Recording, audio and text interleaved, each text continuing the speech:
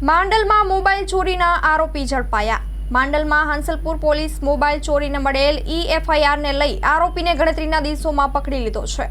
માંડલ તાલુકાના હાંસલપુર ગામની ચોકડી પર આવેલ એક પતરાની છાપરીમાંથી એક શખ્સનો વિવો કંપનીનો મોડલ નંબર Y75 વાળો મોબાઈલ ફોન તારીખ 15 થી 16 ફેબ્રુઆરીના સમયગાળામાં ચોરી થયેલ જેની ફરિયાદ મોબાઈલ માલિકે ગુજરાત પોલીસની વેબસાઇટ પોર્ટલ ઉપર જઈને ઓનલાઈન નોંધાવી હતી।